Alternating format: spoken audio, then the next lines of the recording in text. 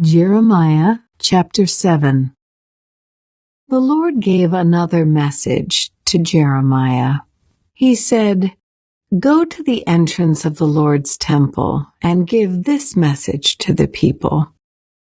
O Judah, listen to this message from the Lord. Listen to it, all of you who worship here. This is what the Lord of heaven's armies, the God of Israel, says.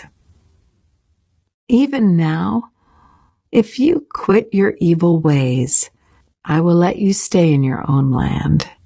But don't be fooled by those who promise you safety simply because the Lord's temple is here.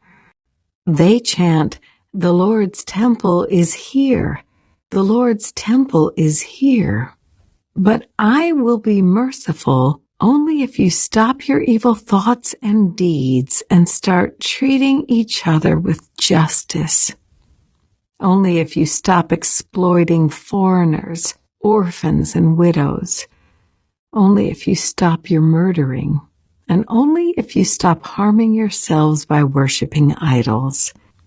Then I will let you stay in this land that I gave to your ancestors to keep forever. Don't be fooled into thinking that you will never suffer because the temple is here. It's a lie. Do you really think you can steal, murder, commit adultery, lie and burn incense to Baal and all those other new gods of yours, and then come here and stand before me in my temple and chant, 'We are safe'? Only to go right back to all those evils again?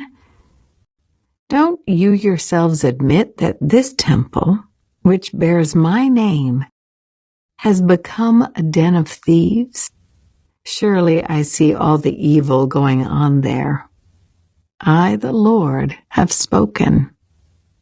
Go now to the place at Shiloh, where I once put the tabernacle that bore my name. See what I did there because of all the wickedness of my people, the Israelites. While you were doing these wicked things, says the Lord, I spoke to you about it repeatedly, but you would not listen. I called out to you, but you refused to answer. So just as I destroyed Shiloh, I will now destroy this temple that bears my name. This temple that you trust in for help. This place that I gave you and your ancestors. And I will send you out of my sight into exile, just as I did your relatives, the people of Israel. Pray no more for these people, Jeremiah.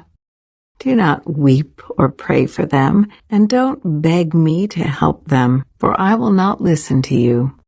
Don't you see what they are doing throughout the towns of Judah and in the streets of Jerusalem? No wonder I am so angry. Watch how the children gather wood and the fathers build sacrificial fires. See how the women knead dough and make cakes to offer to the Queen of Heaven, and they pour out liquid offerings to their other idol gods. Am I the one they are hurting? Asks the Lord. Most of all, they hurt themselves to their own shame. So this is what the sovereign Lord says. I will pour out my terrible fury on this place. Its people, animals, trees, and crops will be consumed by the unquenchable fire of my anger. This is what the Lord of heaven's armies, the God of Israel, says. Take your burnt offerings and your other sacrifices and eat them yourselves. When I led your ancestors out of Egypt, it was not burnt offerings and sacrifices I wanted from them. This is what I told them. Obey me, and I will be your God, and you will be my people. Do everything as I say, and all will be well. But my people would not listen to me. They kept doing whatever they wanted, following the stubborn desires of their evil hearts. They went backward instead of forward. From the day your ancestors left Egypt until now, I have continued to send my servants, the prophets, day in and day out. But my people have not listened to me or even tried to hear. They have been stubborn and sinful, even worse than their ancestors. Tell them all this, but do not expect them to listen. Shout out your warnings, but do not expect them to respond. Say to them, "This is the nation whose people will not obey the Lord their God and who refuse to be taught.